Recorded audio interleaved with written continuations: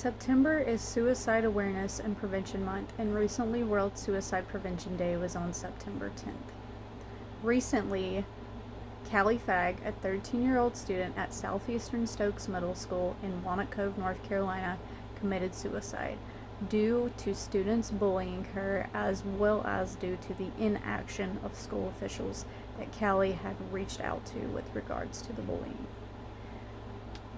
Going forward, I'm going to read a statement about my own experiences within the Stokes County School System at South Stokes High School. I'm going to be reading from a piece of paper, so if I'm looking down, that's why. Disclaimer. For legal intents and purposes, any and every claim that I've made in this statement, especially with regards to names, is considered an allegation, not a legal fact or otherwise. While I can't speak on any of the staff at Southeastern Middle, unless any of the current staff at SES worked at South Stokes whenever I went there, what I can speak on are my experiences when I went to South Stokes High School. First off, during my sophomore year, a teacher, Miss Claypeck, allegedly let the students do whatever they wanted. They pulled my chair out from under me and threw markers, pencils, etc. at me. Yes, Mrs. Whitaker, the principal at the time, allegedly knew about this, and she also allegedly knew about various other things that I was subjected to. Miss Claypeck was not fired, so I just had to deal with it. Other noteworthy events include when Keela Wilson allegedly catfished me via MySpace, and she allegedly told me via the fake account that I'd be doing the whole world a favor if I killed myself. Nothing was done because it was assumed that she only used the fake account while at home, not on school grounds. Also from the same friend group, Katia Dragna allegedly yelled out at school, "Go home, nobody likes you." Also from that same friend group as Katie and Keela, Brooke Johnson allegedly used to bully me, including when she physically moved me out of her way during one instance. Of course, the school wouldn't do anything about it, so one day after school, my mom came to pick me up from a play rehearsal. Noticed Brooke allegedly bullying me, and albeit loudly, told her that a stop was going to be put to her bullying me. The next day, I got called into Jonna Cheek's office. She was a counselor there at the time, and she later became principal at South Stokes. And Brooke Johnson allegedly sat there crying and lying about how my mom had threatened her. Brooke allegedly took the time to critique the fact that I wasn't crying, and Jonna and Brooke allegedly had apparently already agreed before I got into the room that I was part of the problem. And I just silently agreed so that I could escape from being around the person who bullied me and her newfound friend. Around this time, Assistant Principal Rocky Mustin allegedly called me into his office and allegedly lied to me. He allegedly told me that my mom and him had came to an agreement that I had lied about being bullied for attention. He also previously blamed bullying on my skin not being thick enough. Blamed me for other people's actions. During my junior year of high school, my art teacher, whom apparently Jonna, Miss Cheek, had already told him that I hadn't signed up for his art class and that I was upset that I was stuck in it. Anyways, Mr. Jones allegedly screamed at me so often in class that there were multiple instances of classmates seeing me out in public at the Ingles grocery store in Walnut Cove, and they all asked me different variations of the same question: "Are you okay?" out of concern for me, because of how Mr. Jones had treated me during class. Each person also explained to my mom why they were asking me that question in the first place. In fact, a teacher that I'm not going to name told me at school one day that apparently Mr. Jones had talked about me behind my back to this teacher, and that teacher let him know real quick that I was one of his best students. I participated in class, turned in every assignment on time, didn't slack off, and that I even completed extra credit opportunities. That same teacher also told me that there was a female student, I know her name and knew of her in her artwork, at that time, that Mr. Jones had allegedly stated that he had never graded her any letter grade above an A on any assignment and as a whole, just because she's black. Also, there were a lot of times in general during high school when I didn't want to eat at or in the cafeteria due to the bullies. So I would go other places to eat my lunch, like a bathroom stall, etc., usually alone. During my senior year, theater and chorus teacher Mr. Bulla allegedly screamed at me during class in front of the entire class.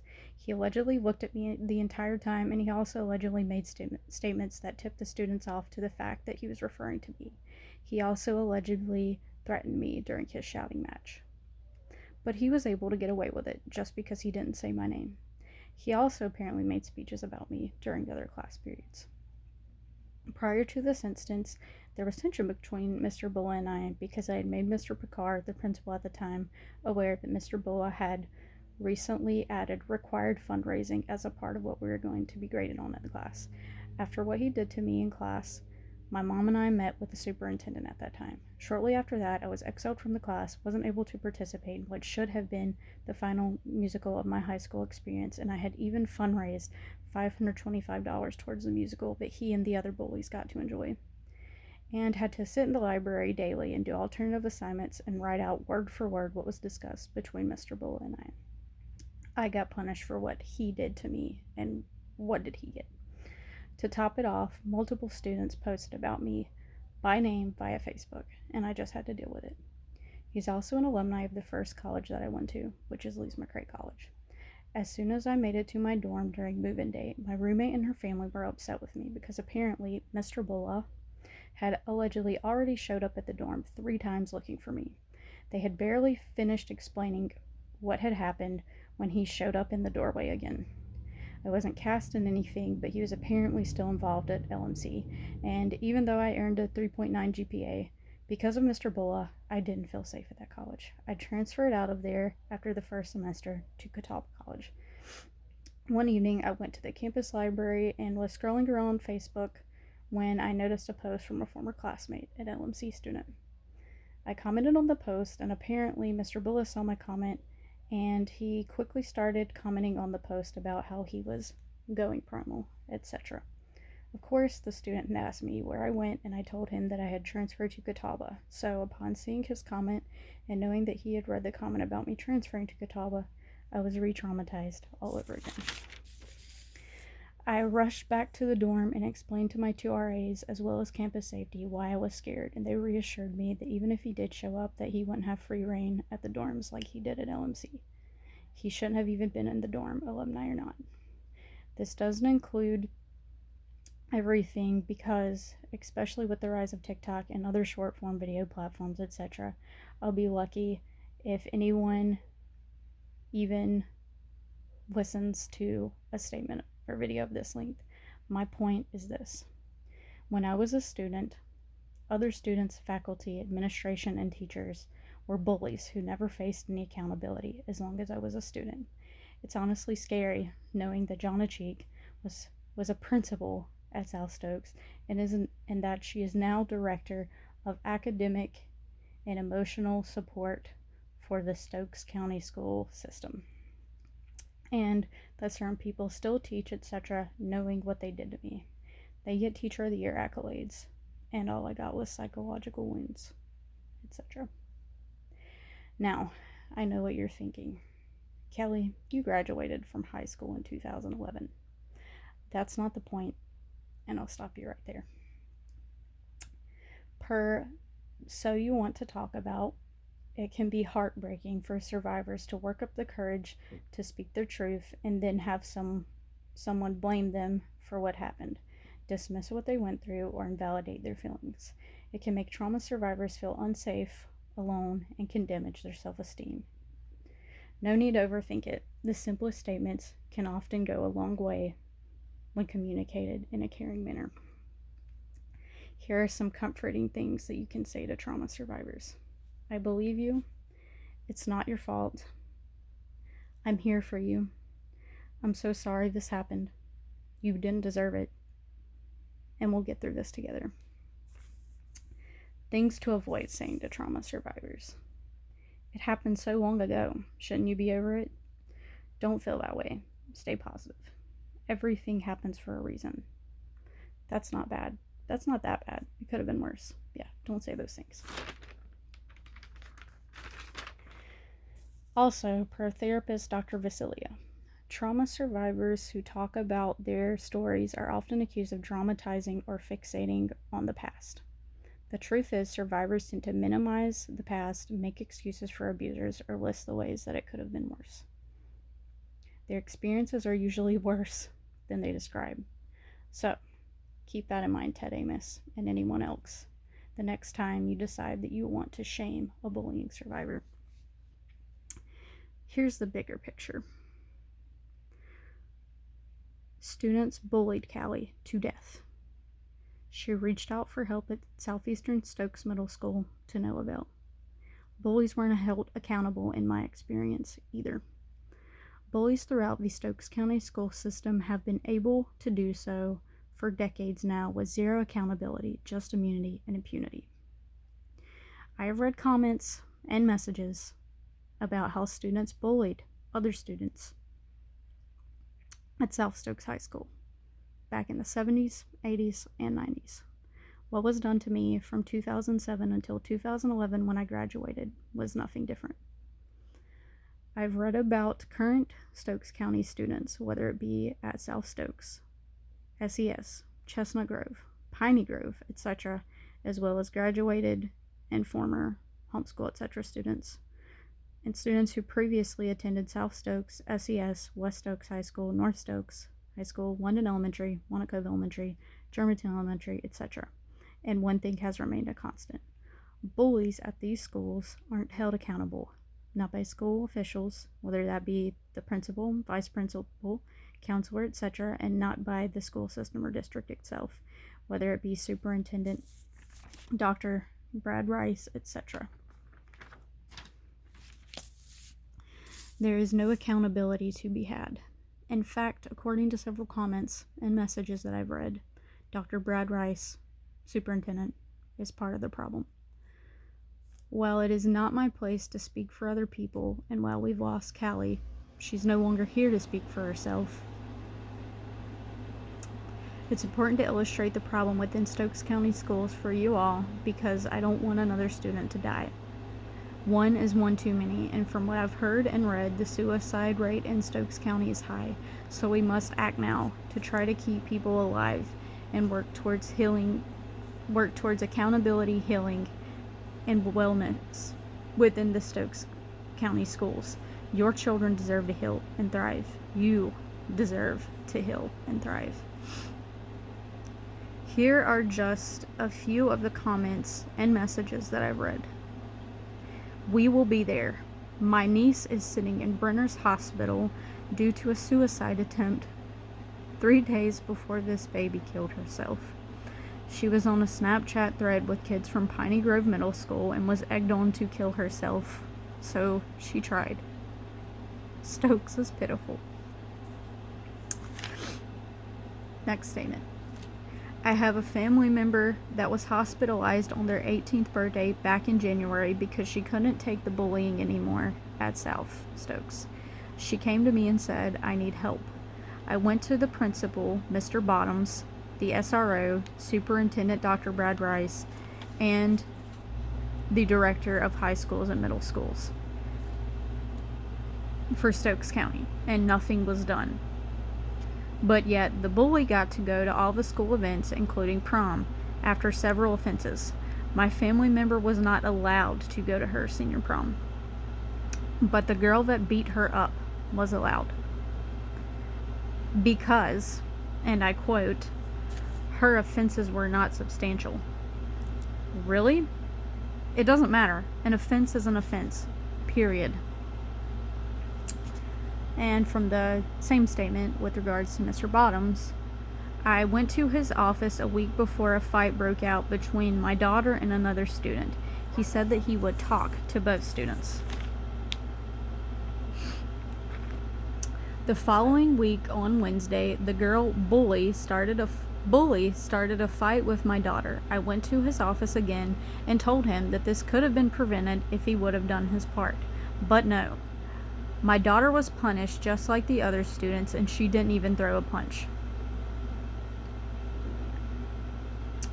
Her brother had a video on his phone and went to the principal to show him, and he was told to delete the video evidence. Mr. Bottoms wanted to get rid of the evidence. Same statement, same person with regards to Mrs. Cheek. I even went to Mrs. Cheek, that's Jonna, when she was a principal at South Stokes, about my daughter being bullied, and she did nothing. Also, my daughter refused to play soccer her senior year. She had been playing since she was 4 years old and had played all throughout high school, because the girl that was bullying her was on the team her junior year and was going to be on the team again for my daughter's senior year. My daughter was the only one to get cut from the soccer team her senior year. Third statement. My son has been bullied since 6th grade. He lost his father in 7th grade. He's an 8th grade student currently. I went to numerous principals, even the school board. There were videos that I was told that Dr. Lesson, and it's my understanding that Dr. Lesson used to be the principal at Southeastern, but has since went elsewhere, when she, according to this, doesn't need to be anywhere in schools. But anyways, Dr. Lesson apparently erased the videos. After I contacted them and the school board, again, this county is a joke. I will gladly speak out. The videos were last year, and Mr. Ross, or Mrs. Ross, is a grown bully who makes the victims feel as though they are the issue instead of the bullies.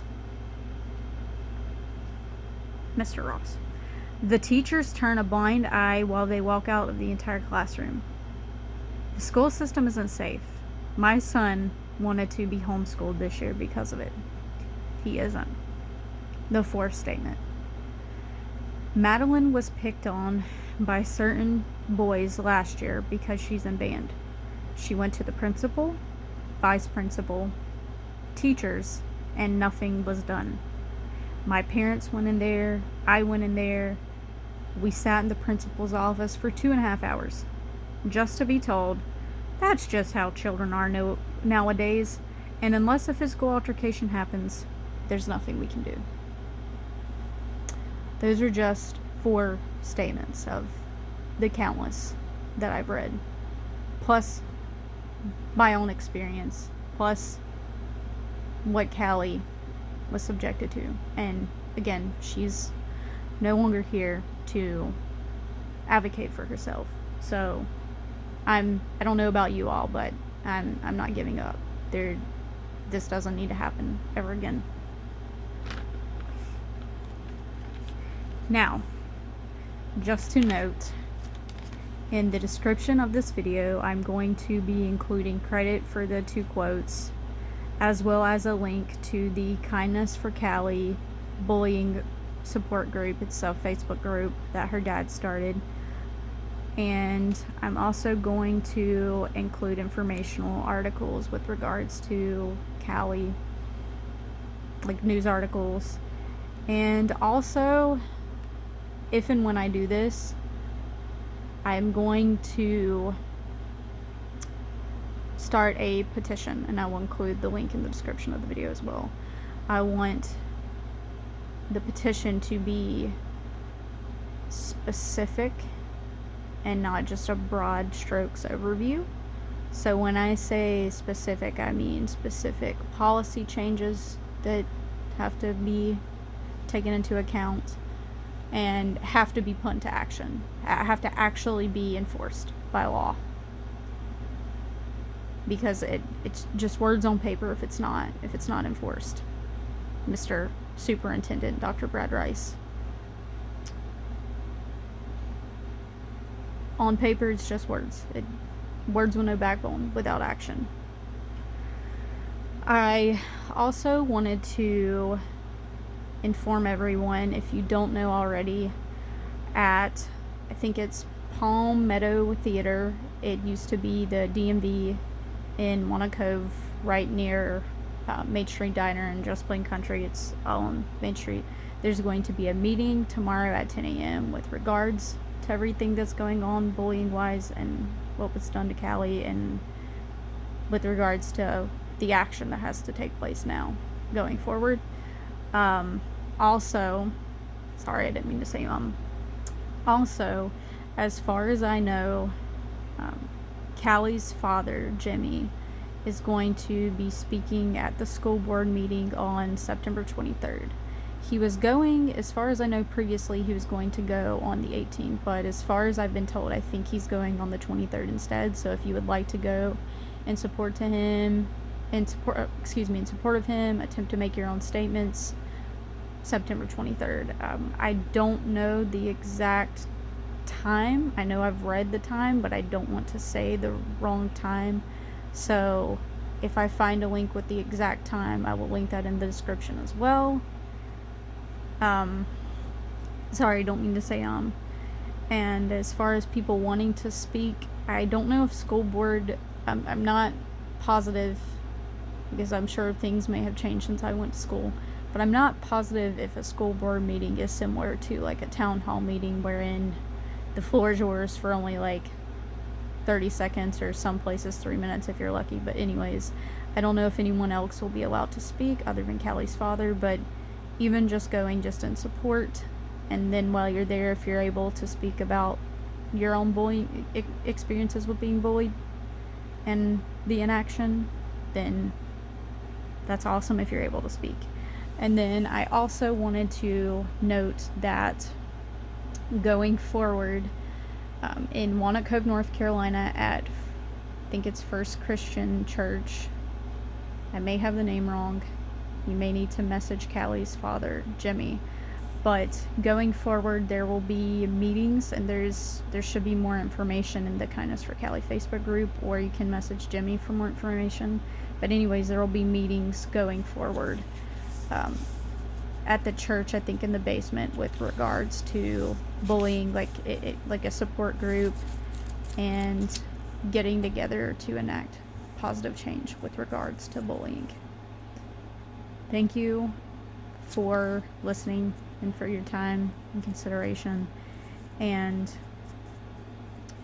if you're one of the people that I know about who is being bullied and or has been bullied, my inbox is always open. Thank you, and kindness for Kallie.